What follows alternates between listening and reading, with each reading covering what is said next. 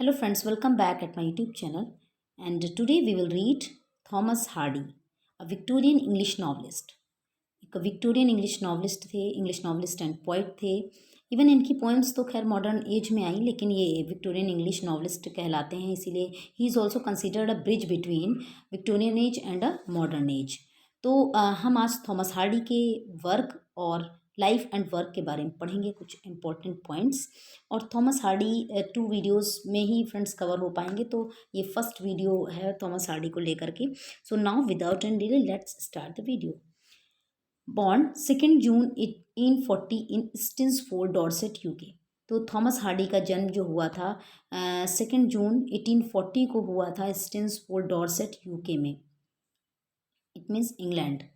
Died on 11 June January 1928, Dorchester, UK. और इनकी death हुई थी 11 ऑफ जनवरी 1928 को डॉर्चेस्टर, यूके में, इंग्लैंड में। He was influenced bye romanticism both in his novels and in his poetry. वैसे तो इन्होंने जो अपना इनका लिटरेरी करियर था एज अ पोइट स्टार्ट किया था, लेकिन इनकी कोई भी पोएम इन्होंने पब्लिश नहीं करवाई थी, लिख के बस रखा हुआ था। और लास्ट में भी जो इनका लिटरेरी करियर था, लास्ट में भी इन्होंने अपनी पोएम्स ही लिखी हैं। नॉवल, एक नॉवल जब इन्होंने लिखा उसके बाद इन्होंने जो लास्ट इनका नॉवल लिखा गया ज्यूड द ऑब्सक्योर, उसके बाद इन्होंने नॉवल राइटिंग स्टॉप कर दी थी और उसके बाद से सिर्फ इन्होंने पोएम्स ही लिखी थी। तो थॉमस हार्डी का literary career as a poet ही स्टार्ट हुआ और एज अ पोइट ही एंड हुआ। और क्योंकि हर जो ये विक्टोरियन एज रोमांटिक एज के बाद आई थी, तो वैसे भी अब अर्ली जो प्रीवियस एज होती है उसका जो कमिंग एज होती है उस पर इफ़ेक्ट रहता है कुछ ना कुछ। तो उसी तरीके से थॉमस हार्डी पर भी रोमांटिक एज का इफ़ेक्ट था, और specially he was too much influenced by William Wordsworth से वो और उनकी पोएम से वो बहुत ज़्यादा प्रभावित थे, इसलिए उन पर इन रोमांटिसिज्म का प्रभाव देखने को मिलता है। और उनके नॉवेल्स और पोइट्री दोनों में रोमांटिसिज्म देखने को मिलता है। And he was influenced bye romanticism both in his novels and in his poetry. अपने काव्य और अपने उपन्यासों में सभी में रोमांटिसिज्म का प्रभाव दिखता है। He married 2 times. अब जो बात आती है शादी की, कि उनकी जो स्पाउस थी, उनकी 2 स्पाउस थी, 2 बार उन्होंने मैरिज किया था। फर्स्ट टाइम जो मैरिज उनकी हुई थी एमा गिफोर्ड से हुई थी, और 1874 में एमा गिफोर्ड से मैरिज हुई थी उनकी। ये भी राइटर ही थी, लेकिन कोई बहुत बड़ी राइटर नहीं थी, लेकिन राइटर थी ये दोनों ही लोग। और 1874 में इनकी एमा गिफोर्ड से शादी होती है और 1912 में एमा गिफोर्ड की डेथ हो जाती है।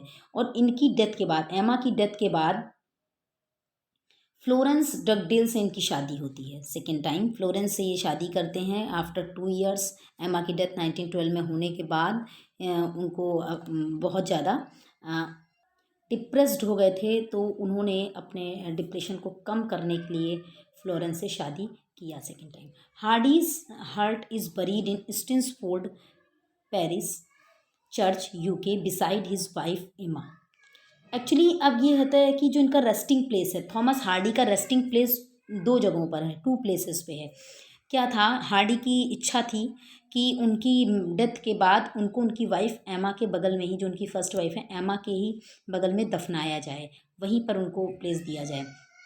लेकिन जो विद्वान लोग थे, तो इंग्लैंड के, उन लोगों का कहना था कि इतना ग्रेट नॉवलिस्ट था, पोइट था थॉमस हार्डी, तो उनको पोइट्स कॉर्नर जो है वेस्टमिनिस्टर एबी में चर्च है पोइट्स कॉर्नर, तो वहाँ पर दफनाया जाए। ये उनके लिए एक रेपुटेशन और उनके रेस्पेक्ट की बात है। तो हम इस वजह से उनका 2 जगह रेस्टिंग प्लेस था थॉमस हार्डी का। और उनके हार्ट को इसी वजह से क्या किया गया कि उनका जो हार्ट था, उनके हार्ट को तो स्टिन्सफोर्ड पेरिस चर्च, यूके, जहाँ उनकी वाइफ दफन थी, उन्हीं के बिल्कुल जस्ट बगल में स्थान दिया गया। उनके हार्ट को वहाँ दफनाया गया, उनकी वाइफ के बगल में, एमा के बगल में।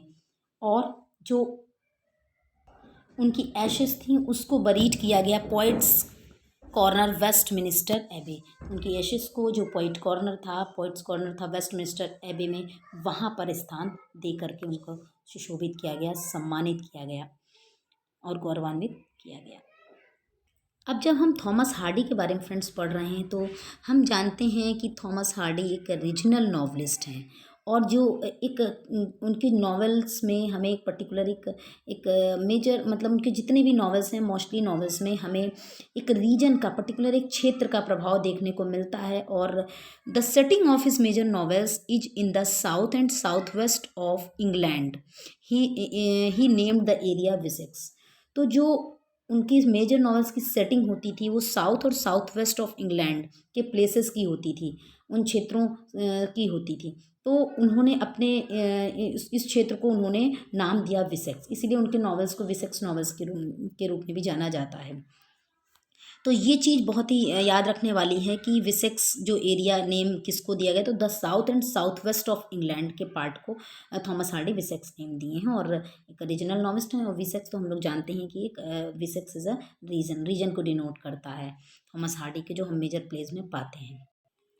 अब इनका किंग्स कॉलेज लंदन में इन्होंने पढ़ाई किया था 1865 से 1866 तक। तो ये इनका एल्मा मीटर है, किंग्स कॉलेज लंदन।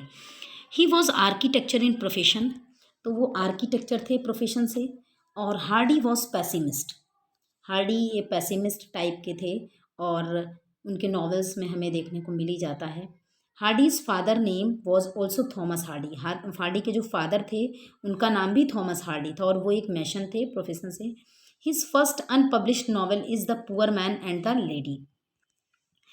तो उनका जो पहला अनपब्लिश्ड नॉवल था, अगर क्वेश्चन आता है कि उनका फर्स्ट नॉवल क्या था, तो फर्स्ट नॉवल है the poor man and the lady. और अनपब्लिश्ड नॉवल भी यही है, the poor man and the lady.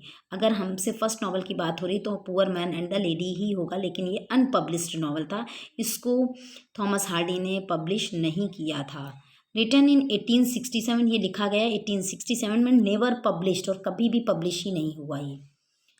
The class conscious novel and full of opinions. दरअसल इसकी प्रॉब्लम क्या थी कि क्लास कॉन्शियस नॉवल था, और इसमें फुल ऑफ ओपिनियंस बहुत ज़्यादा जो थॉमस हार्डी के ओपिनियन से भरा हुआ था, और एक पर्टिकुलर सोसाइटी के एक पर्टिकुलर क्लास को डिनोट करता था, उस क्लास के स्ट्रगल को, पर्टिकुलर उस क्लास को लेकर के सोशल क्रिटिसिज्म टाइप में था ये नॉवल।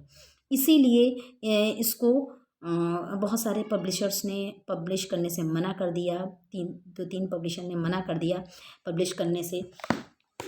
और इसके बाद एक पर्सन थे जॉर्ज मेरेडिथ जो थे वो पब्लिशर के रीडर थे।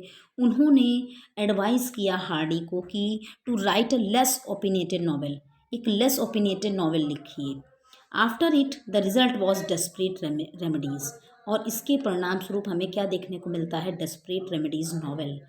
तो ये सेकंड नॉवल है डेस्परेट रेमेडीज़। फर्स्ट नॉवल है the poor man and the lady, and it was unpublished रह गया, ये कभी पब्लिश ही नहीं हुआ। 1867 में लिखा गया थॉमस हार्डी के द्वारा। और इसके बाद डेस्परेट रेमेडीज़ आया, जिसके डेस्परेट रेमेडीज़ की कुछ ना कुछ स्टोरी जो है थॉमस हार्डी ने अपने इस novel the poor man and the lady से भी कुछ इंस्पायर होकर के ही लिखा डेस्परेट रेमेडी को भी। तो अब इसके बाद जो है ये डेस्परेट रेमेडी आता है 1871 में, आफ्टर 4 ईयर्स, 4 साल के बाद। And this novel was influenced by the contemporary sensation fiction of Wilkie Collins. Wilkie Collins उस समय के नॉवलिस्ट थे, और सेंसेशन फिक्शन जो है, सेंसेशन नॉवल एक्चुअली क्या था, एक लिटरेरी जोनर था during the 1860s in Britain. England में 1860 के समय में एक लिटरेरी जोनर था जो कि सेंसेशन फिक्शन या सेंसेशन नॉवल लिखे जाते, जिसमें सबसे ज़्यादा फेमस और फर्स्ट नॉवलिस्ट विल्की कोलिन ही थे, जिन्होंने इस टाइप्स के नॉवल लिखना स्टार्ट किया, और बहुत ज़्यादा ब्रिटेन में पॉपुलर थे उस समय ये नॉवल सेंसेशन फिक्शन। तो ये जो नॉवल था डेस्परेट रेमेडीज़, ये नॉवल बहुत ज़्यादा प्रभावित था उस समय के कॉन्टेम्पोरेरी जो तत्कालीन समय में यही सेंसेशन फिक्शन विल्की कोलिन जिसमें सबसे फर्स्ट थे और सबसे ज़्यादा फेमस इन्हीं के नॉवल रहे थे। 1860 में सबसे पहले इनका नॉवल आया था विल्की कोलिन का 1860 में। तो उससे बहुत ज़्यादा प्रभावित था इनका ये नॉवल डेस्परेट रेमेडी। तो विल्की कोलिन का नाम याद रखना है, और डेस्परेट रेमेडी आया 1871 में। Next point, Hardy started his literary career as a poet and ended as a poet, ये भी मैंने स्टार्टिंग में भी बताया था कि क्वेश्चन अगर आता है कि लिटरेरी करियर हार्डी का कैसे शुरू हुआ था, तो एक पोइट के ही रूप में शुरू हुआ था।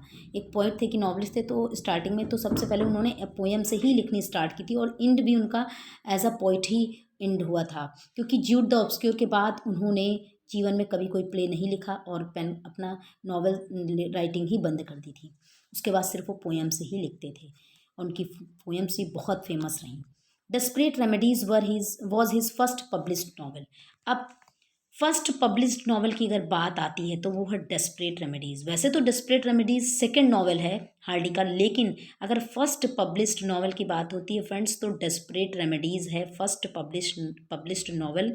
And this novel was published in 1871। एक चीज़ और ध्यान रखनी है कि ये एनोनिमसली पब्लिश हुआ था, हार्डी के नेम के साथ नहीं पब्लिश हुआ था। हार्डी का नेम नहीं था उस पर, एनोनिमसली पब्लिश किया गया था टिंसली ब्रदर्स के द्वारा। टिंसली ब्रदर्स पब्लिशर था, उसके द्वारा पब्लिश किया गया था इस नॉवल को 1871 में।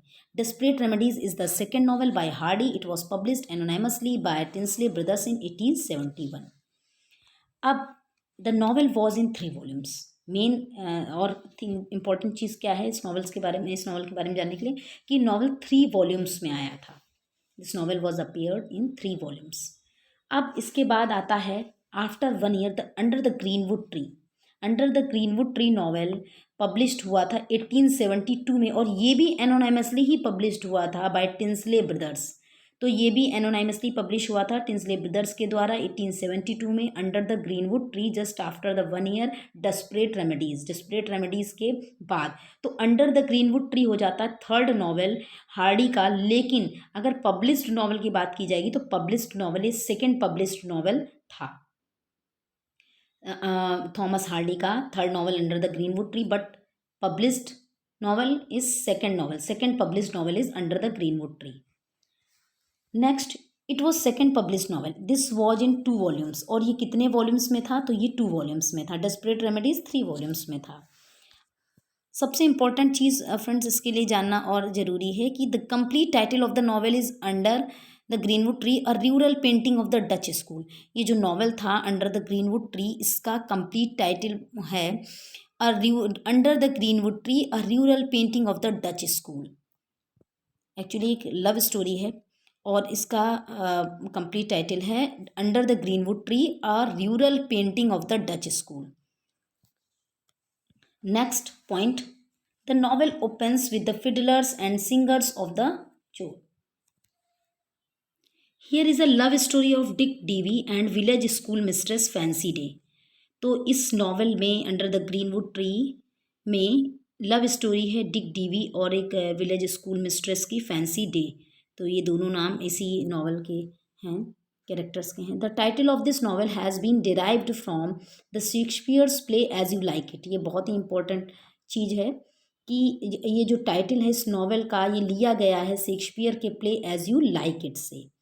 फ्रेंड्स अगर वीडियो अच्छा लग रहा हो तो please give the thumb up like. The plot of this novel is based on marriage. और प्लॉट जो है इस नॉवल का जो प्लॉट है वो मैरिज पर बेस्ड है। इस नॉवल का प्लॉट मैरिज पर बेस्ड है। तो फ्रेंड्स ये थे इम्पॉर्टेंट पॉइंट्स। और अभी इसके बाद थॉमस हार्डी का पर सेकेंड वीडियो लेके आऊँगी, उसमें जो इनके रिमेनिंग वर्क्स हैं उसके इम्पॉर्टेंट पॉइंट और कैरेक्टर्स को लेकर के डिस्कस करेंगे और इम्पॉर्टेंट कोटेशंस भी जो भी इनको लेकर के इनके वर्क्स से रिलेटेड कोटेशंस हैं उनको भी लेके आऊँगी। So friends if you haven't subscribe the channel till this time, please do subscribe, as well as please press the bell icon also, so that you may get a notification of my videos timely as I upload। तो bell को जरूर notification bell को जरूर दबा लें ताकि आपको मिल जाए नोटिफिकेशन जैसे ही मैं वीडियो को अपलोड करूं। And please give the thumb of like and share this video also। So thank you friends, we'll meet you again with next video।